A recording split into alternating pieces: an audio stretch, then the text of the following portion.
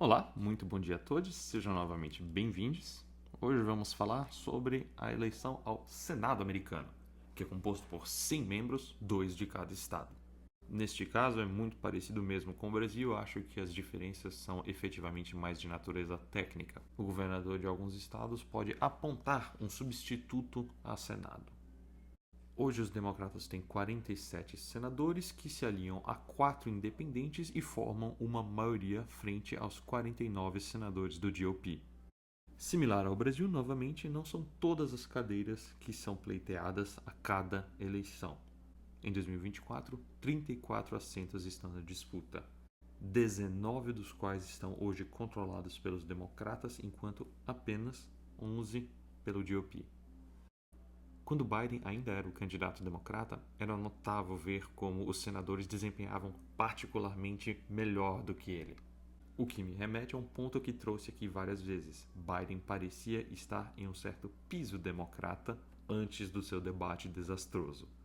Hoje, os senadores correm para tirar fotos com ela. Em termos de recursos, também parece que os democratas estão bastante à frente, e os democratas a nível nacional parecem estar dispostos a investir pesadamente em disputas estaduais, diferentemente do GOP. Mas qual o cenário então? Bem, das 34 cadeiras em disputa, apenas 10 têm realmente uma chance efetiva de virarem, 7 sendo controladas por democratas e uma ex-democrata hoje independente. As duas vulnerabilidades do GOP parecem um sonho distante com muita sinceridade. O cenário é muito favorável ao GOP e é importante destacar que uma repartição de voto, Trump para presidente e um democrata para o Senado, tem se tornado um fenômeno cada vez mais raro nas eleições americanas. Olhemos então as 10 disputas mais interessantes, na ordem de menos para mais previsível. Primeiramente, na Virgínia do Oeste, o assento hoje controlado pelo Joe Manchin, ex-democrata, hoje tornado independente depois de ter sido uma dor de cabeça para o Biden nos últimos 3 anos e meio, abdicou da candidatura depois que o GOP nomeou Jim Justice, um verdadeiro rolo compressor político, como seu representante. É bem verdade que é um dos únicos estados que rachou o voto entre Senado e presidente, mas não tem muito o que falar. Os democratas de cara já perdem um assento e já não têm mais a maioria. Em Nevada, a senadora Jackie Rosen, democrata, é muito benquista no estado e parece estar largamente à frente de um adversário pouco conhecido, Sam Brown, que é um veterano militar. As pesquisas e modelos de previsão parecem apontar uma vitória razoavelmente tranquila de Rosen, que tem favorabilidade positiva enquanto seu adversário negativa. Financeiramente, ela também arrecadou, gastou e tem para gastar ainda bastante mais do que Sam Brown. Em termos de recursos externos, ambos receberam o mesmo volume de publicidade negativa, enquanto Brown recebeu mais apoio. Além do contraste já favorável, os democratas ainda podem contar provavelmente com a maior participação do público independente que pende aos democratas, já que será votado em plebiscito. O cenário então se mantém 50 de cada lado. Passamos então para Wisconsin, onde Tammy Baldwin, a incumbente democrata, enfrenta Eric Hovde. Nas pesquisas ela está largamente à frente, assim como nas previsões, e a favorabilidade de Baldwin está ali no empate, enquanto a de Hovde está no negativo. Financeiramente, ela arrecadou, gastou e pode gastar mais. Em termos de recursos externos, Hovde tanto recebeu mais apoio quanto mais ataques. É verdade que o Hovde ainda pode crescer, já que bastante gente não o conhece, mas com seu histórico de comentários razoavelmente antissemitas e por não ser 100% do Estado, é provável que a situação não vá mudar. Continuamos nos 50-50. Em Michigan, a senadora democrata está se aposentando e sua candidata substituta Slotkin enfrenta Rogers, que tem o endosso de Trump e é um ex-congressista. Nas pesquisas e previsões, Slotkin parece estar bem à frente e em termos de favorabilidade, Rogers está ligeiramente positivo enquanto Slotkin está praticamente ali no empate. Financeiramente, Slotkin arrecadou, gastou e ainda pode gastar mais do que Rodgers, que recebeu mais apoio externo e ambos estão mais ou menos empatados nos ataques externos. Novamente, nenhuma mudança, 50-50. Em Maryland, novamente um senador democrata se aposentando e sua substituta, Also Brooks, derrotou um empresário que gastou milhões do próprio bolso para enfrentar Larry Hogan, um dos poucos membros do GOP que é vocalmente anti-Trump. Ex-governador do estado, muito popular inclusive. Nas pesquisas e previsões, a popularidade de Hogan não parece ajudá-lo, Also Brooks é a favorita por uma larga margem.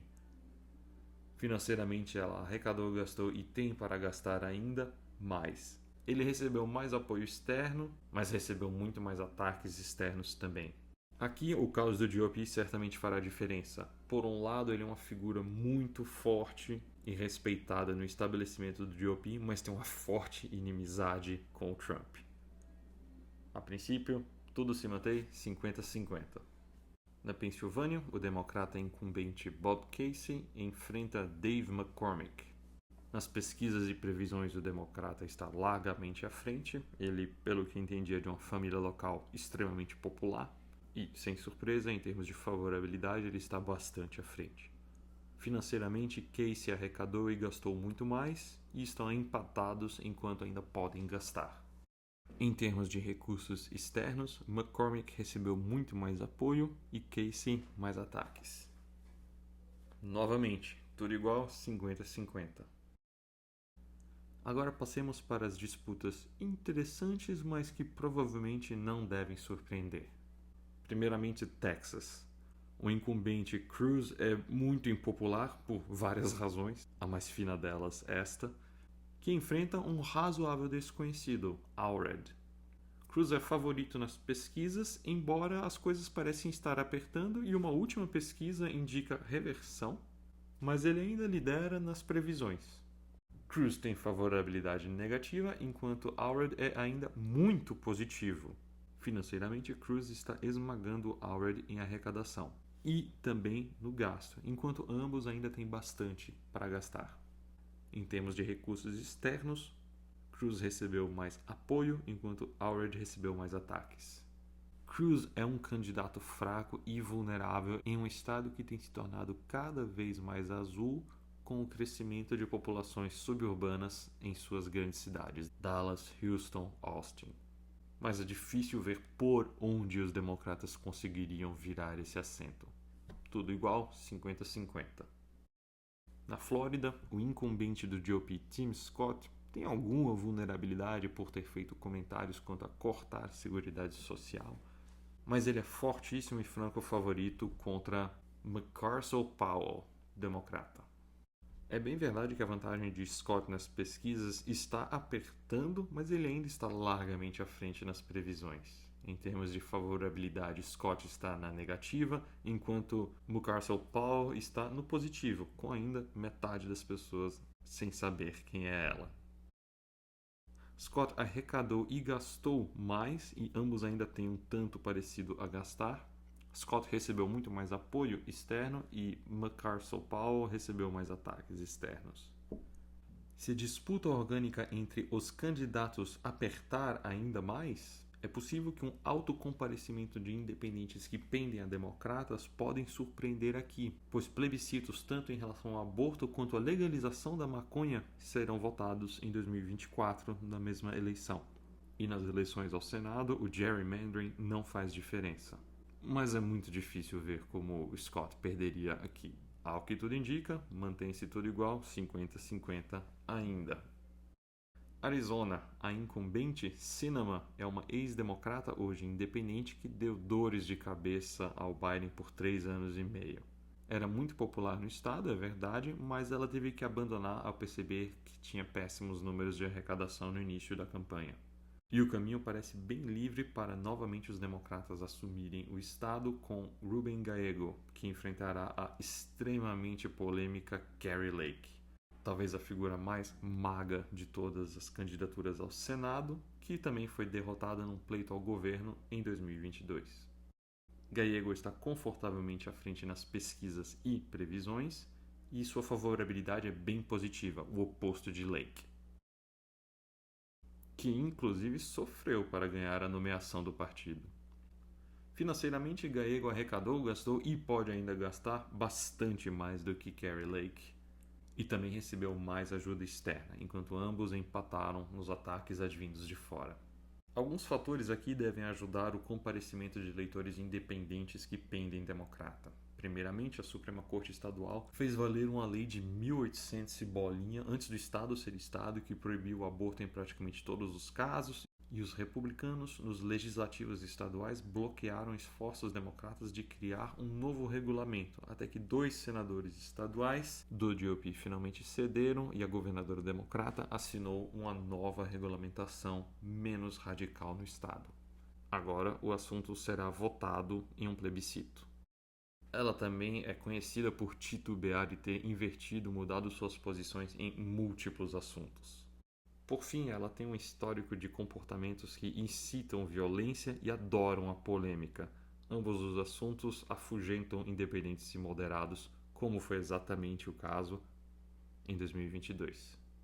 Aqui os democratas devem ganhar uma cadeira, mas de um independente. Então, novamente, continuamos 50-50. Passemos então finalmente para as últimas 2 disputas, estas efetivamente significantes e com potencial de mudança. Primeiramente, em Ohio, Sherrod Brown, o incumbente, é uma figura muito benquista que ganha sistematicamente em um estado notoriamente vermelho. Ele vai enfrentar Bernie Moreno, uma figura do GOP bastante maga, que derrotou nas primárias adversários mais centristas com o apoio de democratas que queriam replicar a estratégia de 2022, implementada com bastante sucesso. As pesquisas apontam vantagem de Brown, particularmente desde que Moreno tornou-se candidato oficial do GOP. E as previsões concordam. Contudo, é bem verdade que Brown tem uma favorabilidade positiva, enquanto Moreno negativa, mas ambos têm um volume bastante significativo ainda de pessoas que não os conhecem muito bem. Financeiramente, Brown tem ampla vantagem em arrecadação, gasto e disponibilidade de recursos, mas Moreno recebeu mais de apoio externo do que Brown.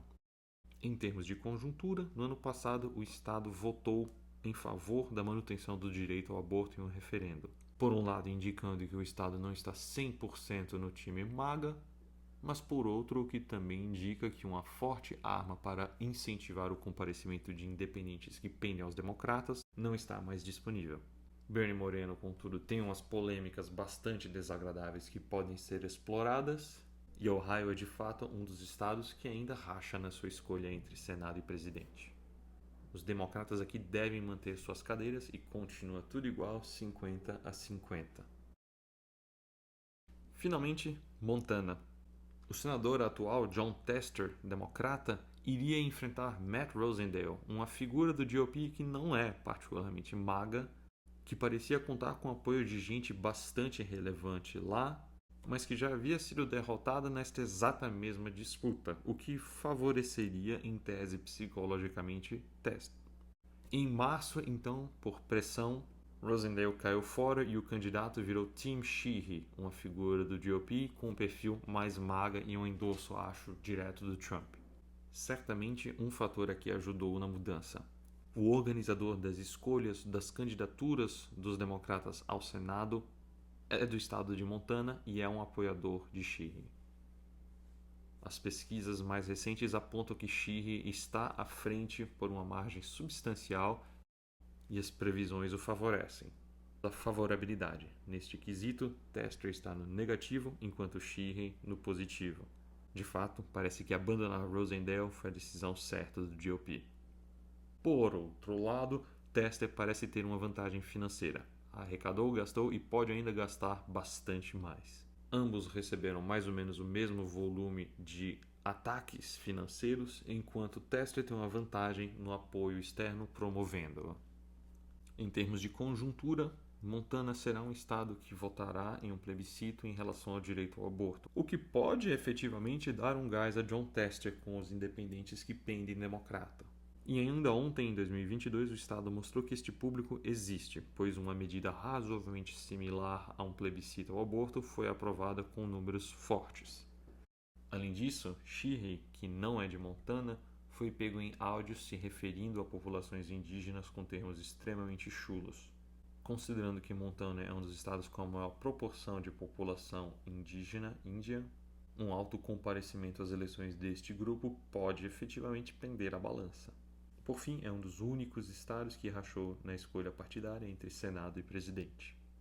Tester é um fazendeiro local, que o GOP tenta retratar como um vendido ao Washington, que perdeu dedos em uma fábrica, enquanto Sheehy é um veterano que tomou um tiro no Afeganistão, com uma história um pouco polêmica e questionável, mas ainda assim veterano militar.